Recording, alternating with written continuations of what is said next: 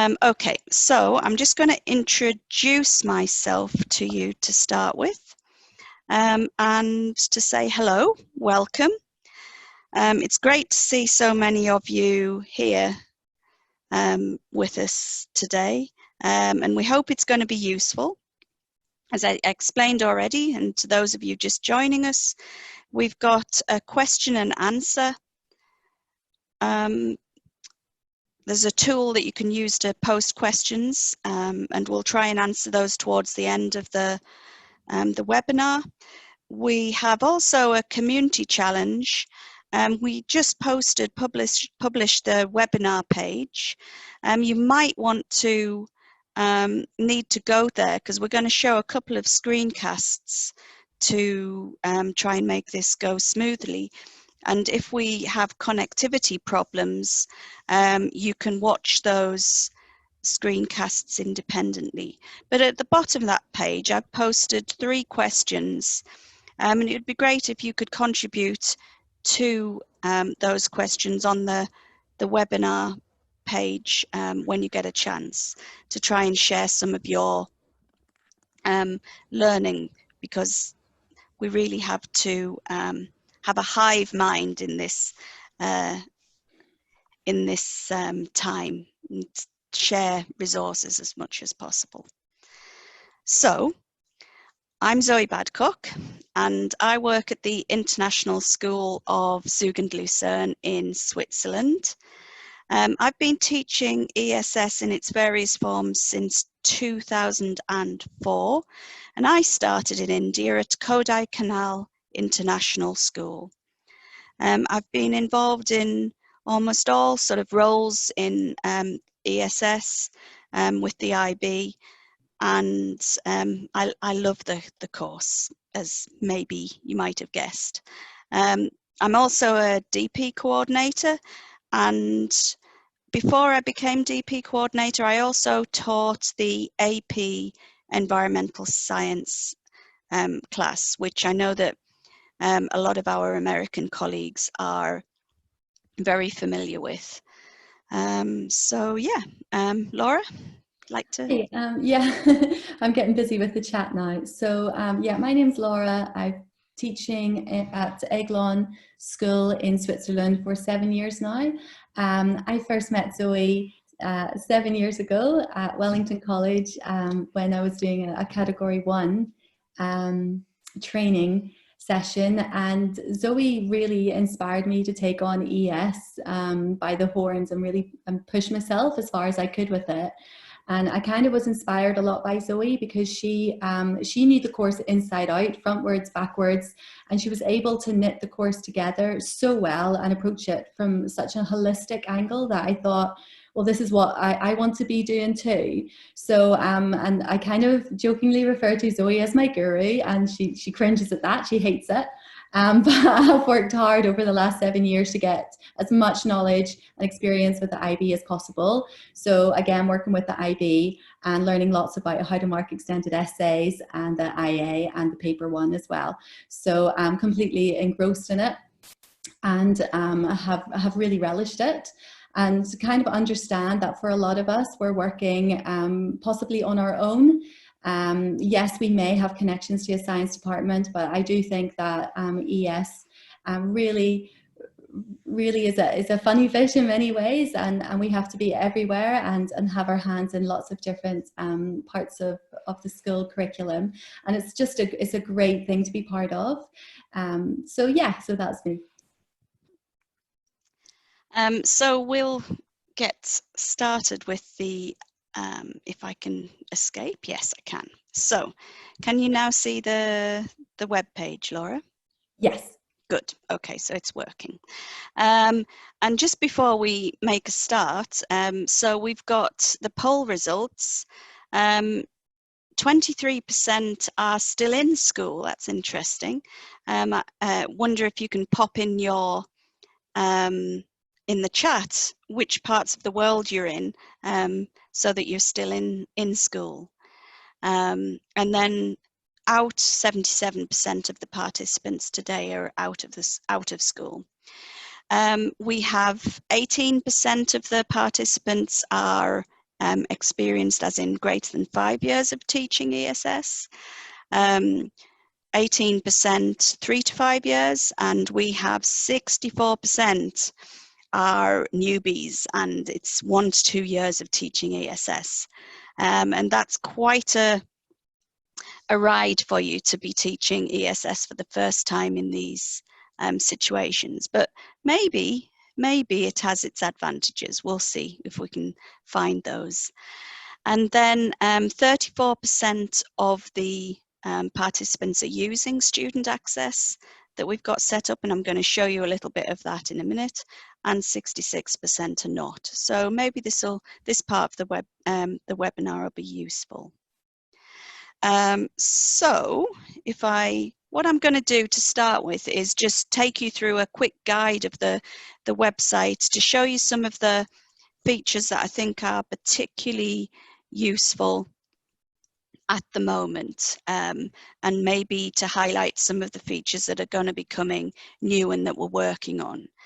So let's go to student access. I've got lots of tabs open. That's just in case connectivity doesn't go so well, but let's give it a try. So we're going to go to the welcome part of the website and going to go to student access. Oh, that was quick. Okay, and on these pages, what I've done is try to explain how you can set up student access. It's really, really easy. At least I thought it was, because all you need to do is you get a code and then you send it to your students and they log themselves on. And I've been lucky because I was been making this website for quite a long time. So my students have been using this and they really, really appreciate it. They use it as a resource, like an online course book, an online textbook, but they also do all of the activities. They can then log on at home and do the activities, finish their homework, home learning, and there's lots of tools that they can use to review and revise with as well. So that's just to show you where it is. We won't go through everything now. The other part of this welcome menu that I thought was useful is this distance learning section of the website, and it's got several pages in there that we are slowly expanding. That's where the webinars page is. But here on this page, what I've done is give you some overview of perhaps how you can use the website when you're teaching online. And so there's some suggestions of activities that are very independent that students can follow through themselves. But one area that you might be interested in is this section for practical work. There are activities in the practical approach section of the website that are data analysis and are allow you to set work where the students have to analyze or collect data. And then that leads us on to, if this is going to work today, doesn't want to there. We go to the practical approach section. Where am I? There we are. Right at the bottom of this menu is a section on virtual labs. And I made this page quite a while ago, but these are labs that students can do. Some of them are simulations, but some of them are actually manipulative and they have to follow through a particular lab online. And they have varying degrees of sophistication, but they could be useful for you at the moment. And I need to update this page because I've been gathering quite a few new tips as we go. So I thought that that would be useful to show you. The other thing I wanted to let you know is that Laura and I work with an ecologist, Ben, who helps us with our field work. And I've actually commissioned him to make some videos of ecological technique. And I think for those of you who are new to the course might find those particularly useful. They're not published yet. I don't even have one, but I just wanted to let you know that that's one of the sort of directions we're going, is to make some videos of how to do practical techniques. And if we end up having to stay offline for longer, they may be useful to teach the techniques at a distance. The next section of the website I wanted to draw your attention to is this independent investigation section. So the IA part of the website, and this grading your individual investigation report. Laura's been very involved in the IA assessment, and she's been gathering sort of tips that I think will be really useful for us when we have to moderate our own work in the future. So that's just a thing I wanted to point out. So her insights, and we are working on some pages to give more guidance about the independent investigation. I've got some pages in process about how to talk about data. I find that my students are a little bit clumsy when it comes to actually talking and writing about data. And then the final section, and this is maybe one for our colleagues in America, in the US, because I've had one or two people tell me that they are not actually allowed to teach for various legal reasons. Yeah, I won't say any more about that. And so it's really difficult, obviously, but they want to be able to point their students to a place where they could work independently. And so in this section of the website, the key vocabulary and ideas are links to downloadable PDFs and Quizlets on every single subtopic. And so they can be working on that sort of short-term consolidation of knowledge. The other section here, this review activities, is actually a compilation, a sort of gathering together of lots of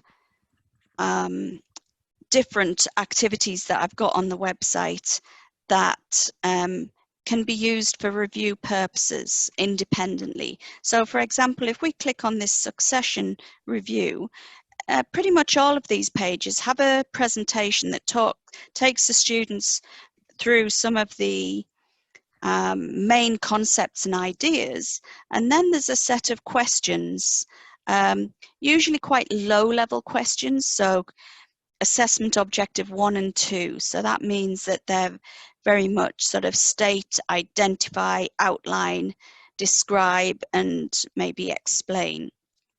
And so they're shorter answer, very concrete questions that can help to practice that knowledge retention. And so one thing I wanted to show you, if you use the student access, all of these pages, this one is open to students now, but the answers page, the teacher has the ability to switch on and off the availability of the answers. So if I go to the student access tools and I want to add the page to student access, then I can choose that group, and it says group successfully updated, and now my students have access to that page. So I think, final thing I want to highlight are these quizzes. I know this colleague in the US, she wrote and said, we've had to really work hard to get some of the bugs out of this section of the website. And so now these are what you call dynamic quizzes. So if we click on a topic 1 quiz, every time you upload and reload this page, you get a different set of 10 questions. And so the students can answer them themselves, and then they can check their own answers. At the bottom, they can get a check and a score, and these are all either multiple choice or true and false at the moment to enable that interactivity.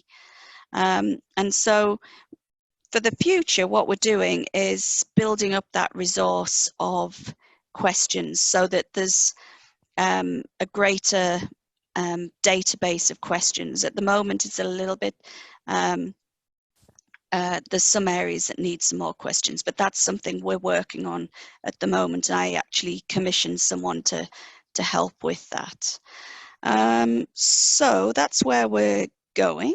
And I think now I'm going to pass over back to Laura, and Laura's going to take us through the next part of the presentation webinar. Okay, thank you so much for that, Zoe. I'm just trying to reply to some of the chats as they come up at the minute. But if you have any burning questions, just add them into the Q&A so we have a nice list of them and we can see what the common questions are. So that would be great. So I'm going to attempt to share my screen with you in a second to play a couple of videos. And this is just really practical.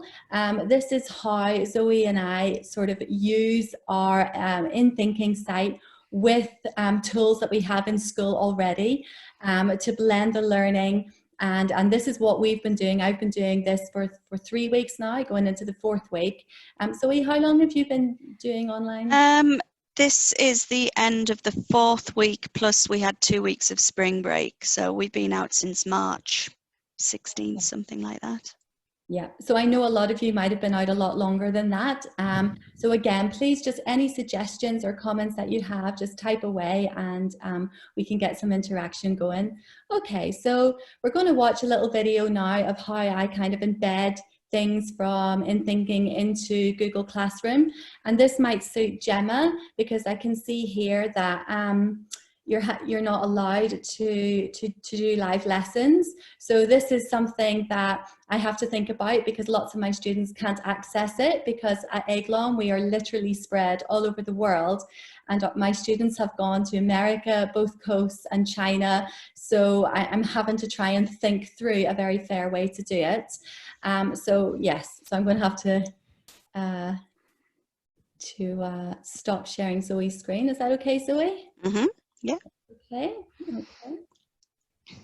So I'm just going to take off the chat a second here. Okay. So I'm just going to play a couple of videos. If everything goes wrong, then you can definitely catch up with these videos at our webinar page on Classroom, or sorry, on InThinking. Hello, well, I would like to focus on how you can combine InThinking material with other platforms that your school might be using. For example, my school's using Google Classroom. So my students have been studying eutification this week, and they now need relevant case studies that are interesting and will help them to effectively consolidate their understanding. So I've gone to the InThinking website where I found 2 activities here. One is on the Gulf of Mexico, which is a 15-minute activity involving a screencast that I've made and 3 questions to summarize it. And then also another one on the Chesapeake famous case study with another 7 questions. So what Zoe and I have worked really hard on is to find the very best material, the most reliable material, but also to hone that a little bit with, as both of us are examiners, to use our experience in order to cut down your planning, but to also increase students' ability to answer examination questions. So with that in mind, I've taken the 3 questions from the first task and the 7 questions from the second task and just added those to my own document in boxes. So the students can then go away and do this by themselves, do this independently. And we will come back to that at the start of the 3rd lesson. At the start of the 2nd lesson, I like to bring them together for some sort of quiz. So I'm just using this quiz site at the minute, which is nice and fun. It's got a lot of different features there as well. So really using the expertise of the InThinking site with the other things that our students have access to.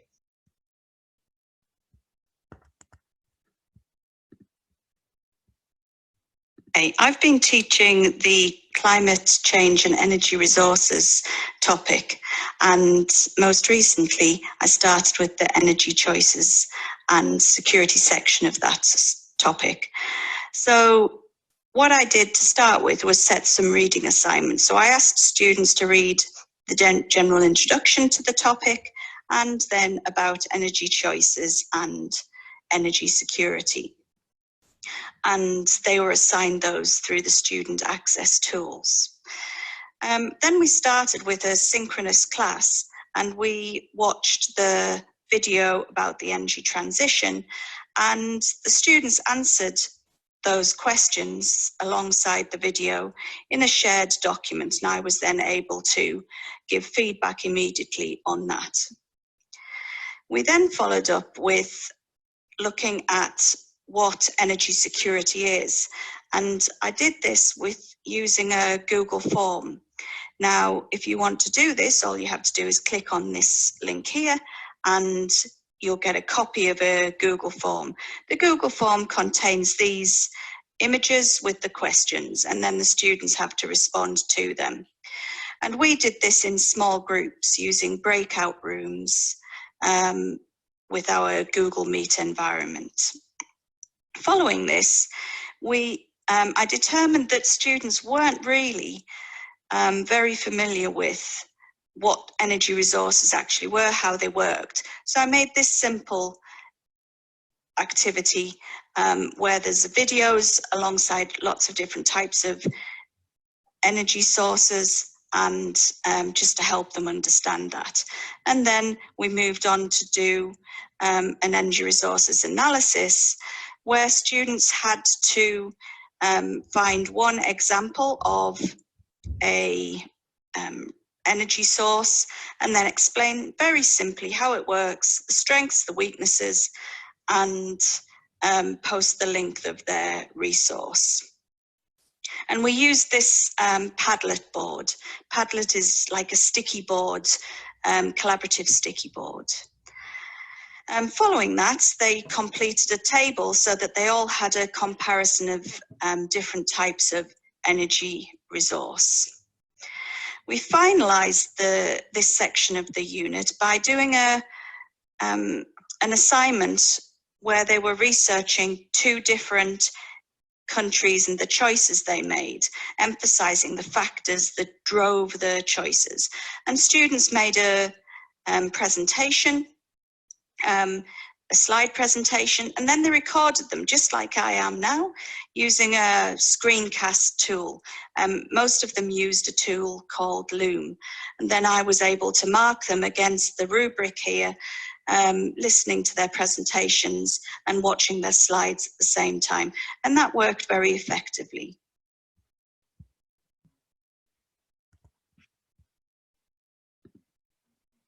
Okay, is everybody back with me then? And the chat and the question and answer are very active, Laura. Okay, so we're just going to finish up. Time has gone so fast, it's 28 past already. And I'm just going to go to the question and answer and just ask Zoe some of the questions that have appeared. I'd just like to, before that, just I'm going to show one more thing because I hope I'm sharing the right screen. There are a couple of questions. One thing that maybe is going to be a question, I don't know, but I might have bamboozled you, confused you, sorry, I'm using non-international words, with all of those different tools. And so what I've done recently is I just published this page called Online Tools and Tips. And on this page, is it showing correctly, Laura? Yes, yes. Okay. Is a guide to some of those terms. So what is an online classroom? What are breakout rooms? I talked about using breakout rooms, and so that's an explanation of how to use breakout rooms. It allows you to do small group work. Here's a summary of some of the tools that are available through the InThinking website. And here are some of those ed tech tools, the technology tools that we've been using recently, and some of these are very well known, and some of them are much less well known. So I just wanted to show that. And then a couple of people were asking about what it looks like for a student to see the website. So I'm going to experiment. This is a bit of a risk-taking moment, and let's try one of those pages that I'm using at the moment, because they want to know what it looks like as a student. So if you want to know what it looks like, it's really hopefully simple. And there's a tool here that says view page as student. Now, that's where my risk taking ends, because I don't want us to lose, I don't want to lose my connectivity, but that's where you would see what it looks like as a student. Okay, so that's the answer to those questions. Back to you, Laura. Okay, I've just got some questions here. There's some technical questions and you have answered them already. There's a question here from Karen, who says that a concern that she has at the minute is to maintain the pace, because they're currently at a 50% timetable, but the May exams won't wait. As far as we know, they won't wait right now. So how do you, Zoe, sort of manage this? I would say, Karen, first of all, that I agree with you that the pace for me has slowed, and the things that I'm doing very not simplistically, but we are slowing down the pace, even though I haven't lost any lessons per se. The pace of the lesson has slowed within that. Zoe, would you like to? We have in my school, I would normally see my students 3 times a week, and I'm currently meeting with them twice a week, but I've been setting them work for the 3rd missing lesson. So I've actually been able to maintain the pace. That may be because I'm so used to working with the website. I don't know. My students are very used to working with the website, or I could be in denial. I don't know.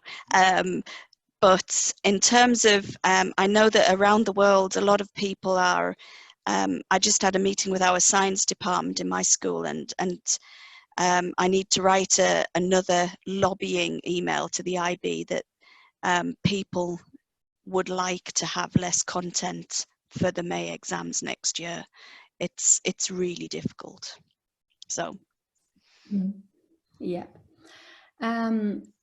Other questions coming through are all about IA, Zoe, and I know we've talked a lot about this, and how to sort of manage IAs working remotely. I would say that our school, we've been fortunate, we've been able to shift around the whole schedule of the IAs and the extended essay. So we've literally swapped where the IAs have gone in. So we've pushed that now into October time, hoping the snow doesn't come early to Switzerland or I'm in trouble, because we do a lot of field work and looking at the effect of skiing on the biodiversity up there. But Zoe, do you have any tips or hints with what you've done? Yeah, I had to cancel my ecology field work, but my IA is one of the last in our IB cycle at our school. So at the moment, personally, my IA isn't affected. What is affected is the teaching of ecology. But I would say that if you are stuck, you need to be looking at using secondary data and looking at potentially surveys, as they're pretty, well, in one sense, they're pretty straightforward to be able to do online. On the other side of the fence, they're very difficult to do well. But I'm going to feel like a salesman here. I do apologize. But on the website in Practical Approach, in the section on, it's kind of a catch-all section. This that was in one of my first years of teaching, by the way. I was exploding something. Oh, can you see my screen, by the way? Am I sharing my screen still? Yes. Okay. Is that there are some tips here in this section for designing surveys and questionnaires. So if you're looking for some tips there on designing surveys and questions, that might be where you go. If you want to improve the skills of methodology, then I just did this activity where students sent each other recipes for sandwich, and they made each other sandwiches and they videoed it, and that was quite fun. But then also in the independent investigation part of the website, we have examples of students' IAs, and we should really probably put some more up, but there's examples of IAs with secondary data and with surveys, and so you might want to look at those, and I think Laura and I can maybe produce some more guidance on that on the website. Yeah, I think there's a few pitfalls when students are doing survey work. Their methodology is often quite limited, and they just said, I sent out a survey, and then they show straight pie charts. So the examiner expects to see the raw data within the IA, not as an appendix, but definitely the raw data first, and then how they process that data. So it's not a matter of just grabbing the pie charts off of Google Charts, Google Sheets. They have to actually process the data themselves, if that makes sense. The other pitfall I see is that students, they have a research question, but they don't link it to an environmental issue. There may be a tenuous link there in terms of maybe air pollution linking to health, but they don't explicitly explain themselves. So those would be two common things that students have trouble with secondary data. They should also explain, why they've chosen those questions, or what those questions will help them find out about the research question. So being explicit about the methodology is really important. I hope that. I think, Laura, we could maybe dedicate a whole webinar to the IA. I think we should. But I think it's going to take a lot of work to make that slick. Yeah. I know that we've got a lot of questions that have come in, and we're not going to be able to get to them all, but what we promise to do is that we will download every single question and post a question and answer section on our webinar page, and that webinar page is freely available. So if you're just a guest here today and you're not actually a subscriber, then you'll be able to explore that as well as the page that I have made about online tools and tips. That's also a free page for everyone. Yes, there's lots of popularity for the IA webinar. I'm getting distracted by those. So I think, yeah, and the other thing we'd like you to do, don't forget to go on to the webinar page, and that there's a section, I don't know whether anyone's done this yet, an opportunity to give us your tips. So at the bottom of the page in the comments section, oh no, Rory, did you get in? I think I saw your name there. Is the opportunity to answer those questions. It'd be really great if you could give that a go. So have we got any more burning questions that we could quickly answer? I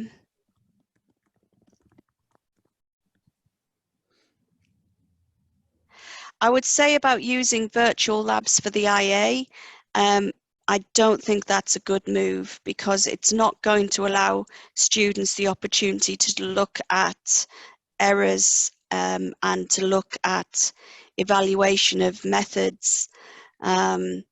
So it's really going to be, the virtual labs are going to be for teaching and learning about how to do things that maybe you can't do yourselves. So no, I wouldn't do virtual labs. Anything else you've picked up, Laura? No, I think that's what we're going to do then, is just focus on a lot of IA questions, try to collate them to provide you with really good advice. And yeah, I think we've kept them long enough, so we're on 40 minutes. So Yeah, it was supposed to be 30. So that's great. We've had a really active set of questions, and hopefully we've been a little bit helpful. If you have any further questions, please, you can post them in the comments section of any of the pages on the website.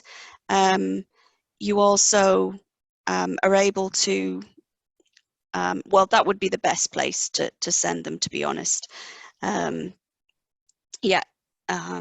But thank you all. Thanks to everyone for joining us, and we hope you all stay safe and well, and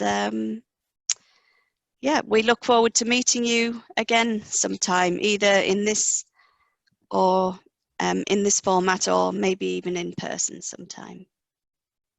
So thanks for joining us, and we'll end our webinar there.